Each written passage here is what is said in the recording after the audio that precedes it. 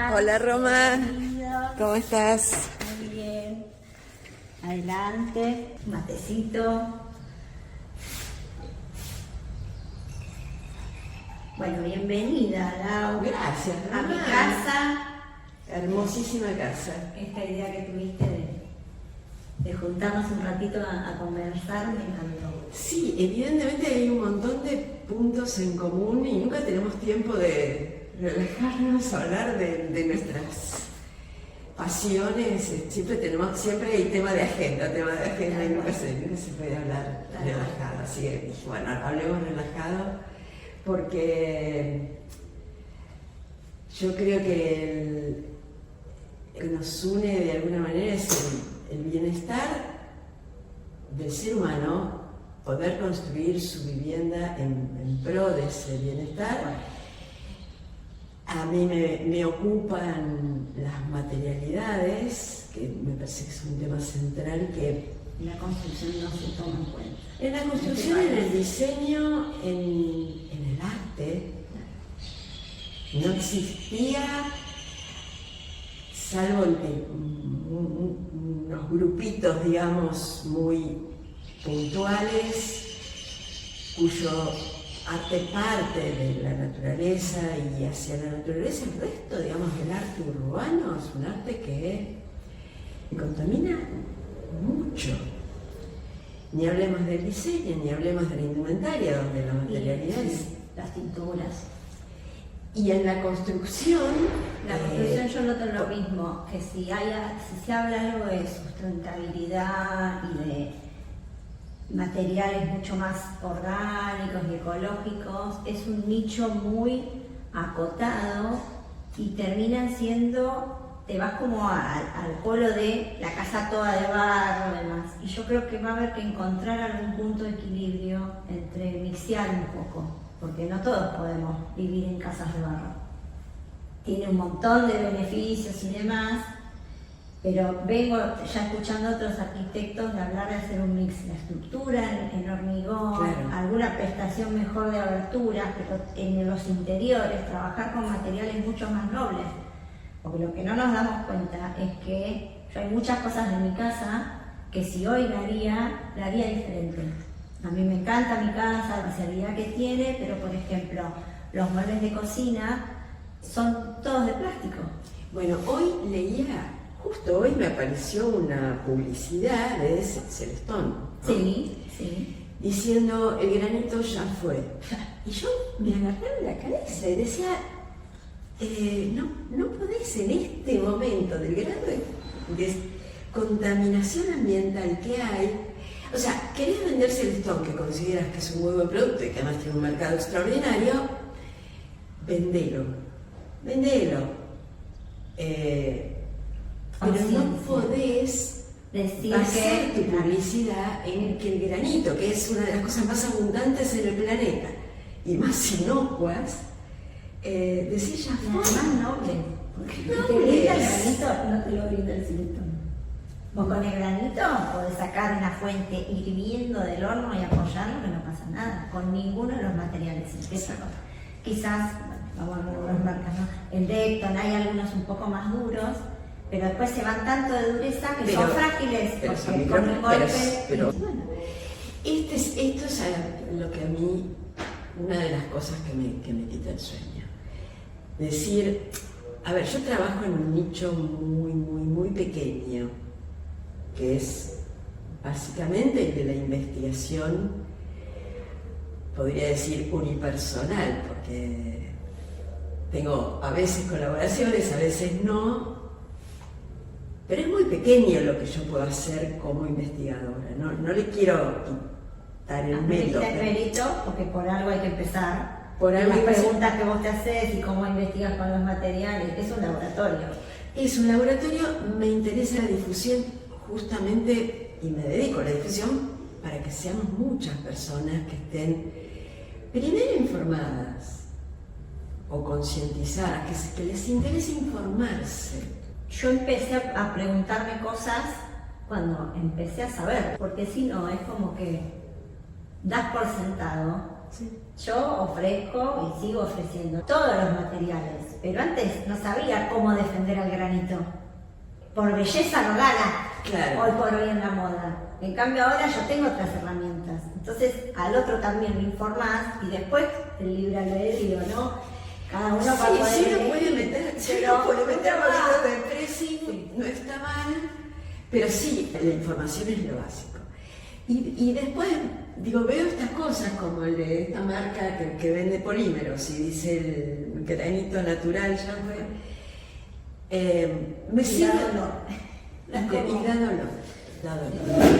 Me duele muchísimo ver la desinformación de la gente. A ver, a mí me sirven muchísimo las preguntas de las personas, por eso soy de alguna manera activista en Instagram, porque me interesa, porque es el espacio de preguntas y respuestas y de mostrar que hay otro camino. Bien. Hay preguntas de la gente que me preocupan más y otras que me preocupan menos. Digamos, que venga un productor de cualquier diseño en cuero y me quiera cuestionar el biocuero, bueno, lo escucho educadamente y acepto sus razonamientos porque los tiene metidos a fuego y en general con muchas generaciones atrás, y eso lo hace más Suelen ser inquietante empresas todavía. familiares. Suelen ser empresas familiares. Vivimos en un país ganadero donde Fueron las primeras exportaciones. En realidad fue uno de los motivos por los cuales yo, cuando tuve que elegir un material para investigar a fondo, elegí los cueros. Porque es lo que exportamos, es con lo que nos conocen en el mundo. Y me encontré con la grata sorpresa de que muchas de esas empresas familiares, incluso una que me decía, mis padres tuvieron curtiembres y mis abuelos vendían pieles de animales, Sí. todo, y yo quiero usar biomateriales. Eso me parece, La evolución, ¿no? eso me parece maravilloso. Y otros que se aferran con argumentos tremendos. Uno que me decía el otro día, son muchos los sellos y como se dice, las certificados que tenemos que cumplir para tener curtiembre. Y basta, a ver, anda Riachuelo, fíjate un poquito, esas certificaciones son los que están contaminando, ¿o qué? Digo, hay gente que se agarra a lo que conocía y a lo que lo sostiene económicamente, además que no es broma, que es totalmente entendible, y otra gente que te dice, bueno, esas novedades que Van a pasar, es una moda. es un amor, claro, tal cual. Por eso creo que la información es Información es importante. Información es importante, sí. Y yo a veces lo que me pregunto, que te lo deben preguntar un montón, es ¿qué resistencia tiene? ¿Es similar el biocuero a un cuero? Porque, ¿cuáles serían las causas por las cuales, por un tema de costos, es más costoso?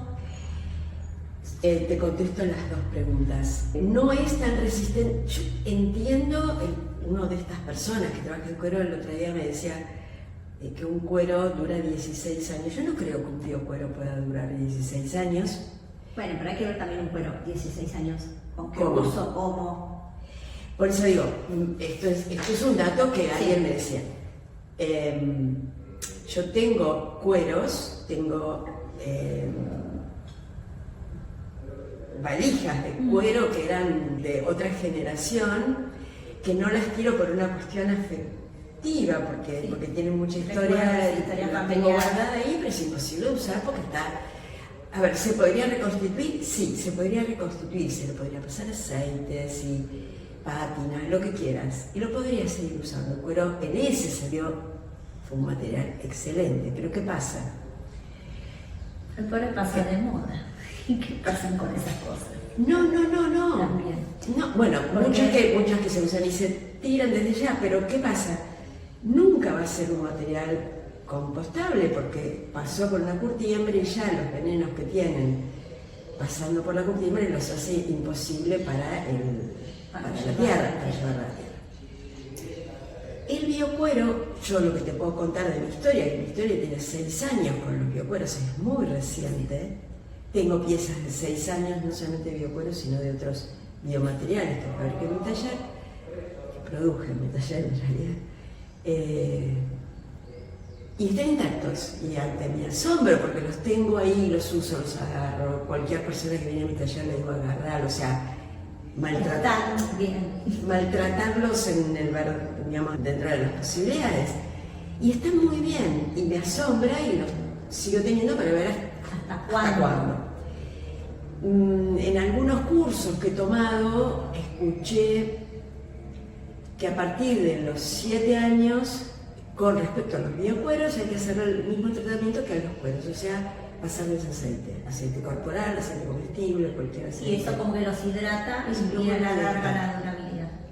Entonces, dentro de 10 años, cuando nos volvamos a juntar a charlar, te cuento cómo van los biocueros.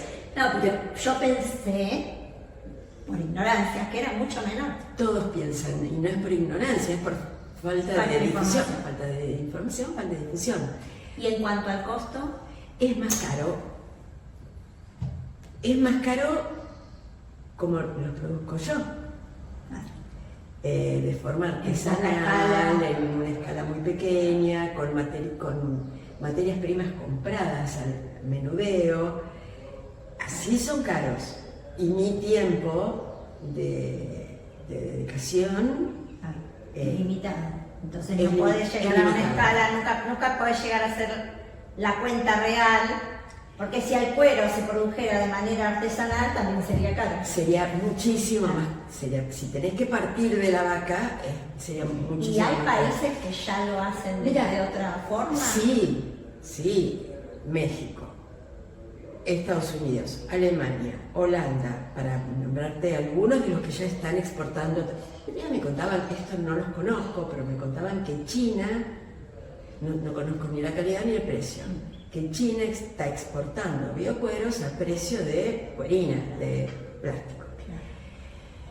Lo desconozco y no sé, a ver, hay un tema con el biocuero que es los estudios de compostabilidad. ¿Por qué? Porque muchos tienen lo que llamamos soportes que no son orgánicos, o sea que no son compostables, y muchos tienen revestimientos impermeabilizantes que son PU.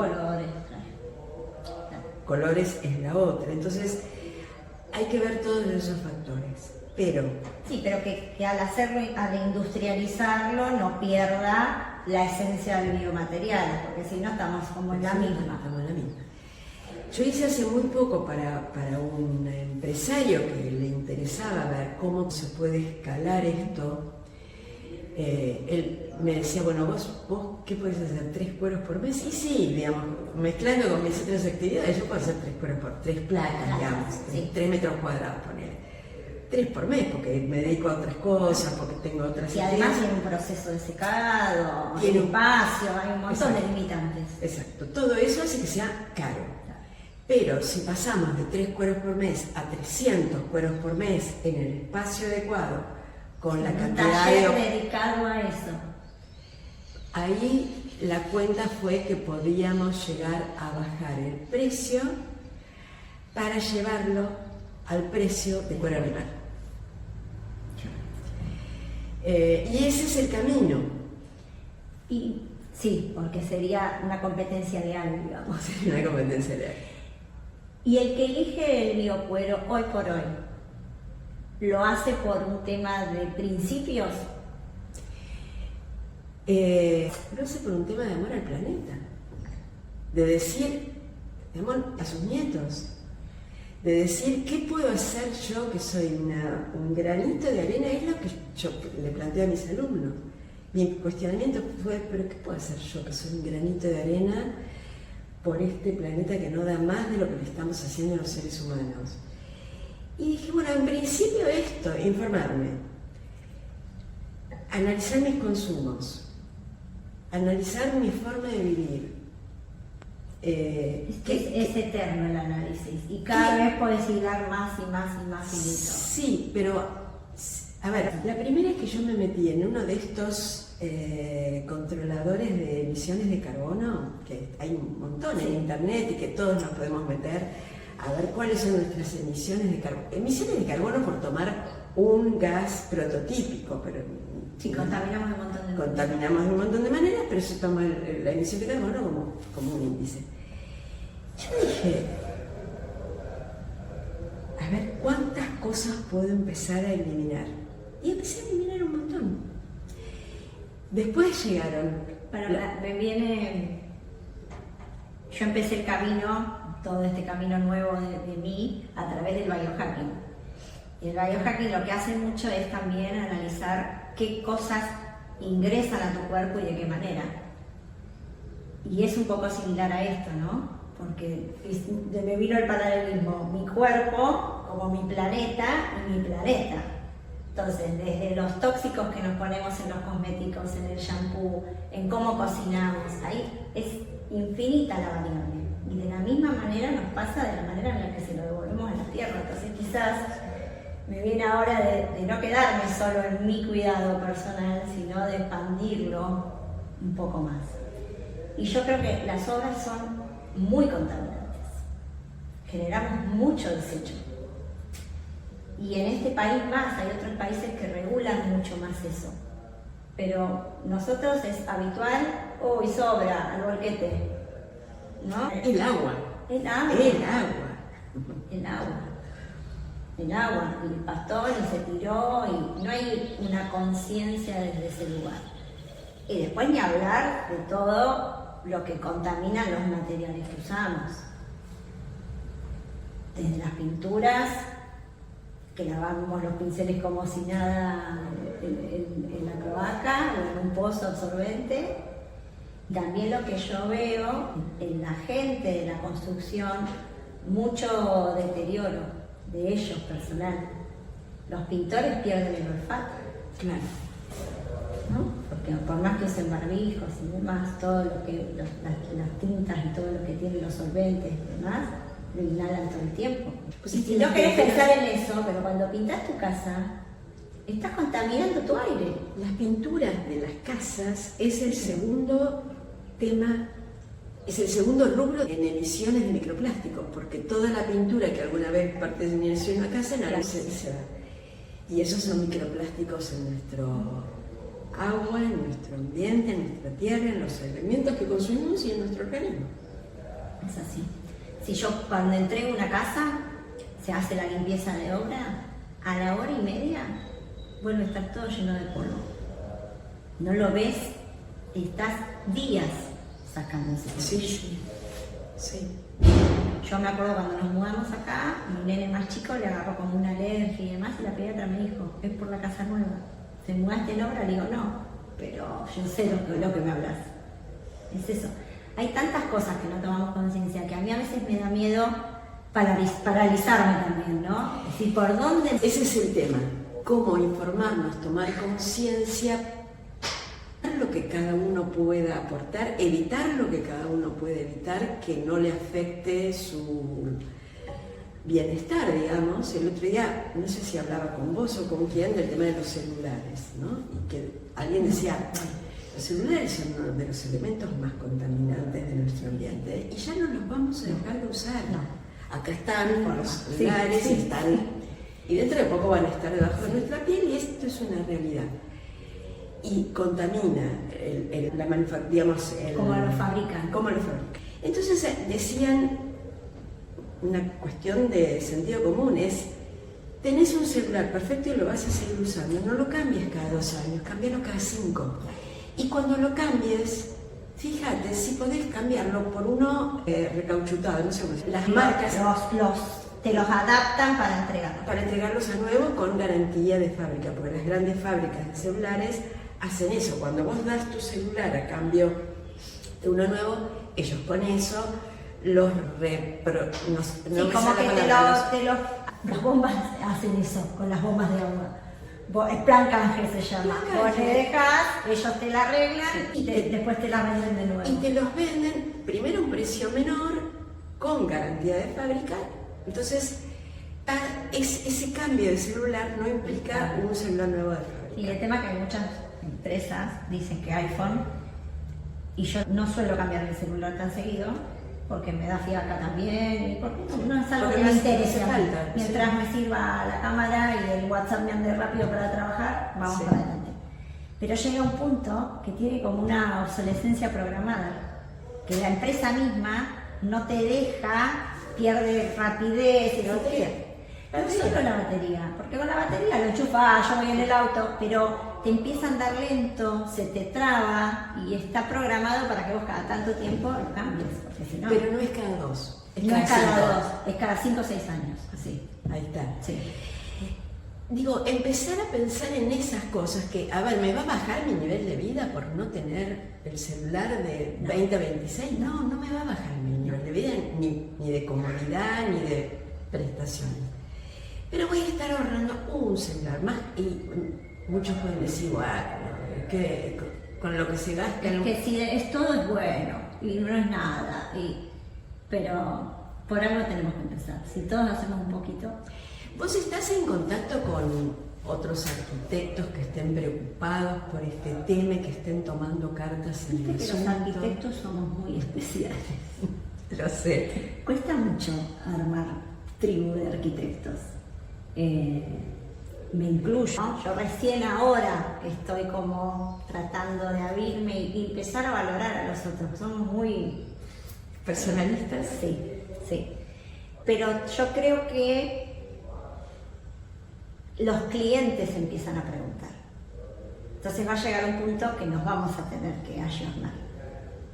A ver, contame de eso, porque me interesa. No, ¿Qué no opinas? todo el mundo, el nicho es muy escaso. Lo que sí hay mucha consulta es por el tema energético. Es un camino. Pero es un camino. Es un buen camino, sí. Lamentablemente todavía acá es tan cara la inversión inicial que te lleva muchos años de recuperar. Entonces, si para la persona no es algo importante, no se suele hacer esa inversión al principio. Y dice, no, me compro mejor el mármol que quiero. Pero si el cliente le pone valor a eso, a mí me ha pasado más con... Yo trabajé mucho para gente brasilera y tienen otra conciencia. Desde ese En lugar. el tema de sostenibilidad están mucho más concientizados que nosotros. Y esos clientes me empezaron a preguntar ahí, pusimos todo un sistema de solar, que calefacciona el agua, pero como en esta latitud en invierno no llegas, tenés un sistema como híbrido, sería, trabajás con gas y con solar. Los días que hay mucha radiación solar, trabajas solo. De hecho, esa casa la pusimos en funcionamiento en marzo, por ejemplo, y como un mes después nos dimos cuenta que la caldera se había apagado. Tuvieron todo el tiempo con energía solar. Cuando empezó a hacer frío, che, no hay agua caliente. Y ahí vimos que la caldera tiene un error, vaya a saber de cuándo. Pero era autónomo.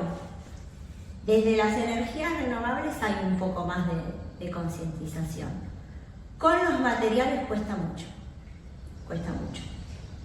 Porque es lo que hay que pagar todo Es el la punto de entrada. terminación, y si vos ves también, si vos te guías por la visual, hoy por hoy una madera natural te sale más cara quizás que un PVC, que se lo ve igual. Y la gente dice, ay, pero la madera natural la voy a tener que mantener esto y lo otro, y el PVC no. Yo antes me quedaba con eso. Yo ahora les puedo sumar un poco más, digo, bueno, pero la madera natural te regula la humedad ambiente, te va a ayudar en la acústica, tiene otra percepción, tu cerebro cuando la toca no la siente de la misma manera. Entonces ahí ya Cuando entras a una casa donde hay mucha madera, la calidez es se otra cosa, siente es y otros sonidos. Sí, es una sensación en el cuerpo distinta. sí. Y bueno, yo creo que quizás con los biomateriales en los interiores se puede empezar a trabajar un poco más. No sé bien cómo, porque todavía no me adentré demasiado, quizás vos tenés un poco más de experiencia con decoradores, con diseñadores. Los diseñadores están preguntando, digamos, conocen la problemática, entienden la necesidad de dejar de usar contaminantes, plásticos y cueros fundamentalmente. Después podemos poner qué pasa con los ladrillos, con el Sí. cemento. Fíjate que se están haciendo no acá en Argentina, pero en otras partes del mundo, ladrillos curados a bacteria, o sea, curados sin energía. Que eso es una cosa... No sabía. Biomedicine. Pasó el chivo, no los conozco, pero... Voy a buscar. Buscar los Biomedicine es impresionante. Ellos hacen la misma mezcla. Pero pueden secarlos en un horno. Se ponen en moldes y ellos dicen que hacen como un cultivo hidropónico de ladrillos porque se los moja con un preparado bacteriano que hace que cure el ladrillo. Y parece, yo no lo tuve en mi mano, o sea, pero lo que dicen es que es 100% ignífugo y mucho más resistente que el hormigón. Hay esas cosas, digamos. Entonces, vos me preguntás por los diseñadores. Los diseñadores empiezan a conocer estas cosas y ver cómo podemos integrar, como decís vos, a ver de qué lo podemos convencer al cliente, porque lo que hace el diseñador es un poco lo que informa y otro poco lo que el cliente puede y quiere. Sí, estamos limitados a eso. Yo creo que estamos en un momento de transición básicamente por un tema costos. Sí. Básicamente es eso, porque está todo en investigación, todo en desarrollo. Está por... Yo creo que... La ventaja es que hay mucho más acceso a todo. Entonces nos enteramos, yo creo que las redes que quizás las padecemos y demás, ayudan a que todo esto se empiece a hablar, empiezas a escuchar, te empiezas a interesar. En otro momento, si no te cruzabas con alguien que te decía algo que te disparaba para vos salir a investigar, no llegabas. Entonces tenemos que aprovecharnos de eso. Hace poco vino una diseñadora que ella es una arquitecta diseñadora que se dedica a muebles de interior y trabajaba con materiales varios, y ahora se está pasando a estructuras de caña de bambú. Sí. Y me vino a ver por los tapizados para ver si podía poner los tapizados de biocuero. Bueno, este tipo de situaciones que me parece... No usa la caña de bambú como los muebles de jardín. Me encantaría tener esos muebles en mi casa. Son de un diseño... Bueno, este es el otro tema, ¿no? Cómo pasamos del criterio de que la sustentabilidad es hippie... Sí, tremendo. A... ¿Querés tener una casa de lujo, pero tener una casa de lujo en serio, que sea un lujo para el planeta, no solamente para la vista, no solamente para que... Pero yo creo que como decíamos, para los el cuerpo. diseñadores tenemos que cambiar el chip y empezar a ver los materiales más sustentables desde otro lugar y no la resolución fácil hippie, ¿no? Nos va a llevar un tiempo, quizás ni siquiera lo haga mi generación, pero yo creo que se va a poder hacer lujo desde otro lugar también. Bueno, la diseñadora que hizo las carteras Centés, que es una maravilla, y los diseños que tienen. Bueno, esta es una casa de marroquineros de generaciones y que ella tomó la posta y es una persona que dijo, voy a jugarme por el bio. ¿Esto es todo biocuero? Todo biocuero. ¿Esto también? No, esto es cabretilla. No sé cómo se llama, ella usa algodón orgánico para el interior. Pero qué hermoso. Y los compostables, yo le decía... Pero vos lo tocás y... No te cuero. No te Y mucho más... Tiene una textura mucho más linda que el cuero artificial. Es más afín a la piel humana. Sí. Bueno. Natural. Digo, estos son el tipo de búsquedas y ella lo que me decía es, me decidí a hacer una colección en biocuero cuando me di cuenta que no necesitaba bajar mi nivel de diseño. Claro. Y ella, esa es la clave. Y ella mantuvo el nivel de excelencia de sus diseños para mantener. Lo mismo me pasó, ya que estamos tirando marcas, Manto Abrigos, no sé si la conoces, como indumentaria, digamos, es una de las marcas que a mí me gusta de más conciencia en todo su proceso, desde quién hace los telares y cómo los hacen y cuánto cobran por su trabajo y cómo tratan el animal, la llama, bueno, etcétera, etcétera. Y la búsqueda fue más o menos la misma. Yo no quiero bajar el nivel de excelencia de mis diseños y no lo bajó. Porque cuando tenés esa cabeza, lo podés hacer. Es un trabajo grande.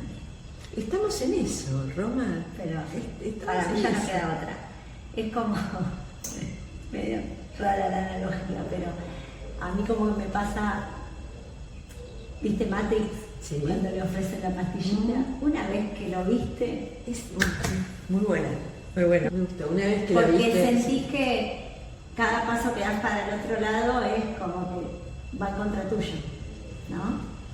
Yo creo que en la arquitectura tenemos un camino muy, muy grande para allanar, y más en este país donde estamos acostumbrados a hacer todas las cosas medio a los ponchazos y así nomás, y Una acá parte, nombre, una parte. Hay que ir cambiando el chip. Sí.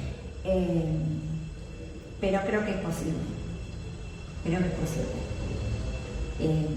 En donde sí se está habiendo mucha concientización es de la manera en que aislamos la casa para no gastar tanto en climatización.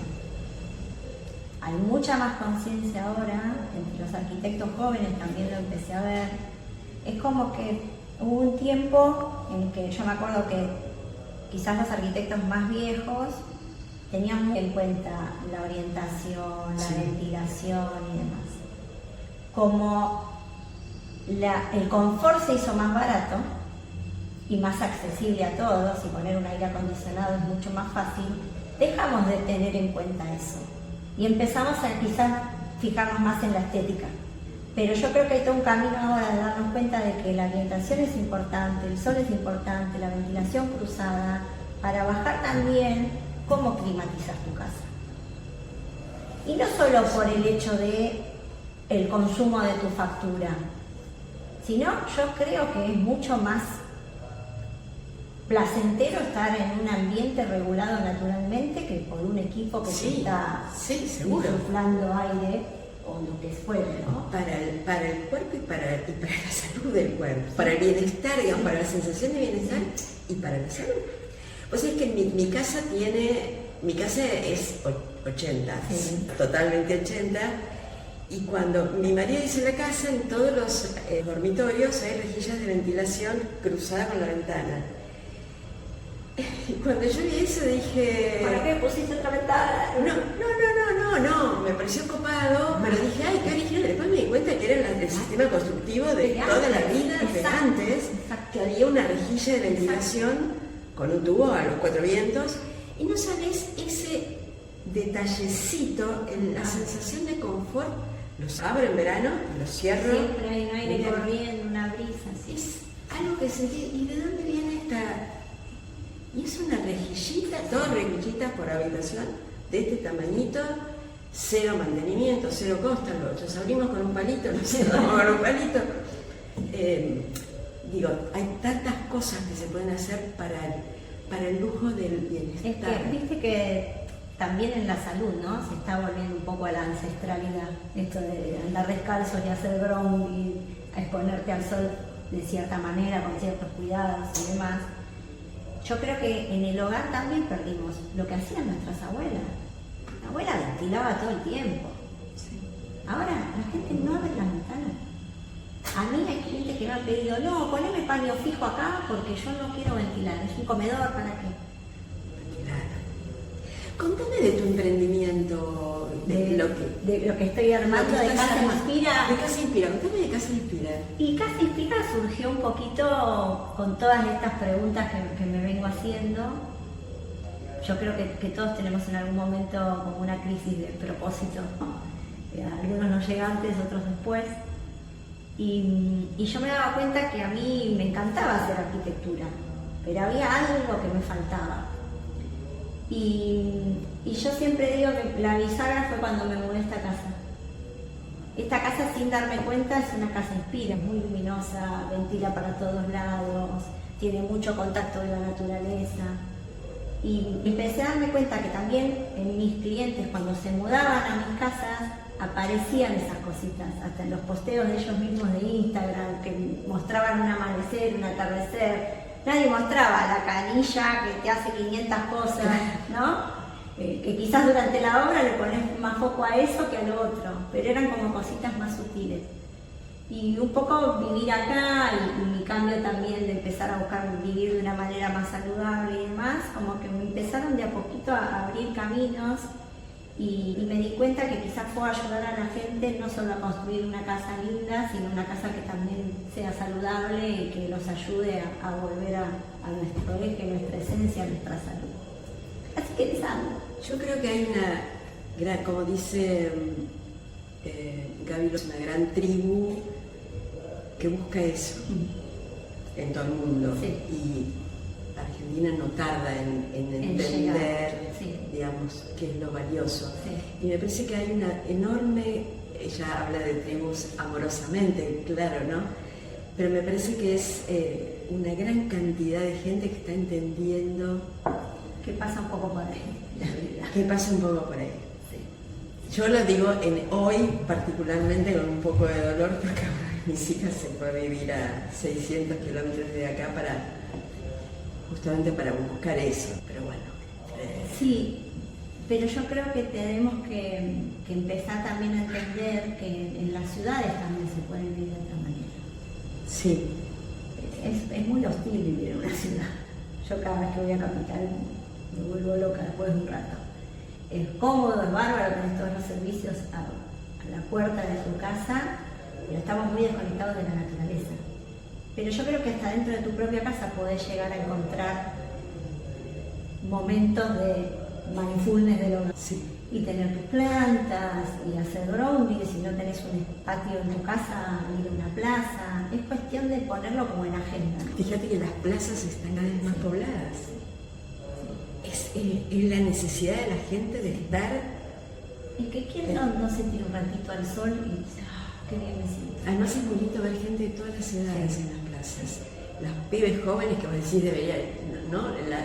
Lo tradicional era que estén en el boliche. No, al revés, ibas o estudiando o en su laburo, se toman un ratito para ponerse un poquito al sol o estar en contacto. Y yo con creo la que tierra. también de a poco muchas empresas se están dando cuenta de esto y están de lo que puede generando espacios para que la gente pueda de ese ratito de almuerzo estar un poco al aire libre, tener un espacio de comedor ameno, con plantas. Yo creo que ahí también hay un nicho de trabajo de acá en adelante, porque estás 8 horas expuesto a la luz artificial, a una computadora y no conectás con nada. Entonces, por lo menos en ese momento de descanso, tener ahí algo. Bueno, nosotras lo vivimos. Sí, en nuestras reuniones de 6 horas, que yo personalmente salía, quiero aire, quiero un cachito de verde para... Sí, hicimos mucho hincapié nosotros en cambiar de lugar, de que vemos el espacio de otra forma. Sí. Y lo que vos decías, esto de que hay un nicho que está buscando esto y que a veces, históricamente, ¿no? Las tendencias fuera terminan decantando en nuestro cono sur. Ahora se está desarrollando mucho un término que se llama wellness rooms, que es tener en tu propia casa espacios para meditar, o hacer gimnasia, o un baño con un spa. Entonces es volver a vos siempre, a bajar, y eso no tiene ni por qué ser lujoso ni lujoso, claro, ¿no? Como que lo podés adaptar a cada uno de los mercados. Pero bueno, en esa búsqueda también. Bueno, Roma, un placer. Hay 1000 temas, se va a hacer muy largo, pero la verdad que hay 1000 temas. Te pones a hacer foco en cada uno de los temas que tomamos y son para ver cómo se sigue para adelante, cómo se difunde, cómo se hace que la gente esté un poquito más atenta a estas cosas, que entienda que sus consumos, por más que uno sea un granito de arena, hacen al todo y ojalá aparezca cada vez más soluciones para esto. Ojalá. Bueno, gracias. Gracias a vos.